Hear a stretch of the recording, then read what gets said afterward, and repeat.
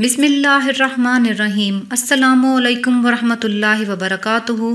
شیخ الوظائف حضرت حکیم طارق محمود صاحب کا بتایا ہوا خاص الخاص وظیفہ برائے حاجت بعد از نماز عشاء وقت اور جگہ کی پابندی کے ساتھ اول 2 رکعت نماز حاجت اس طرح پڑھیں کہ پہلی رکعت میں سورہ فاتحہ کے بعد سورہ کافرون اور دوسری رکعت میں سورہ فاتحہ کے بعد 1 مرتبہ سورہ اخلاص پڑھیں، بعد سلام کے رخ قبلہ کی طرف کر کے اول و آخر 11 بار درود ابراہیمی پڑھیں، درمیان میں اس وظیفے کو 1200 مرتبہ پڑھیں۔